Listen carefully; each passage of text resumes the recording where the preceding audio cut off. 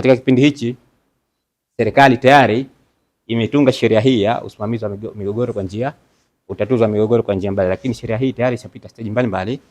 Nafikiri nimepata taarifa kwamba hivi sasa hivi ishapitishwa katika makatibu wakuu, na sasa bado katika hatua za mwisho inafanya marekebisho kupelekwa katika Baraza la Mapinduzi ya BLM. Sasa kwa hivyo ninavyofikiri kwamba au ninavyoona kwamba hii topic yenyewe re-engineering, na kule tayari sheria zinarekebishwa na sisi tunafanya mafunzo. Kwa hivyo vitu vyote hivi vimesanifu na hii juhudi zetu za kufanya mafunzo haya. Kwa hivyo nyinyi maparalegals na sote ambazo tuko hapa tu mahakama, tusikilizeni vizuri ili kuhakikisha kwamba tunatafuta njia bora za kutatua matatizo yetu kupitia njia hizi. Nafikiri kwamba mafunzo haya yapo kwa sababu gani? Kwa sababu njia za utatuzi wa migogoro zina changamoto.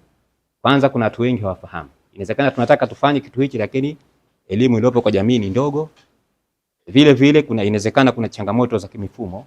Mifumo yetu bado haijakuwa tayari kupokea njia hii ya utatuzi wa migogoro, na ndio maana kuna tungo sheria. Mafunzo haya yanatoa mbinu mpya za utatuzi wa migogoro kwa njia mbadala. Tunaamini kwamba utatuzi wa migogoro kwa njia mbadala through mediation, arbitration na njia nyingine ambazo nyinyi wa sheria mnazijua zina umuhimu mkubwa katika jamii. Kwanza, zinaimarisha mahusiano baina ya pande mbili ambazo ziko katika dispute.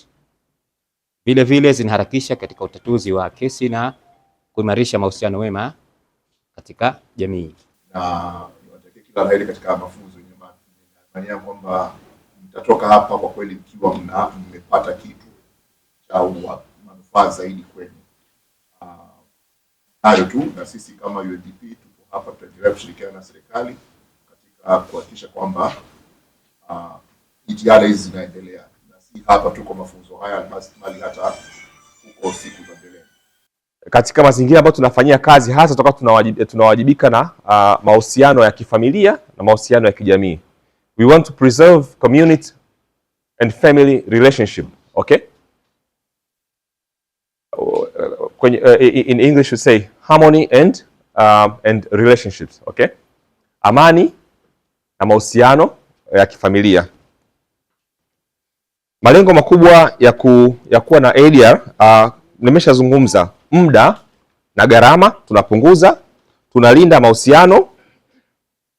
Lengo pia la ziada ni kwamba wadawa waweze kuamua matokeo ya utatuzi na sio mtu wa tatu.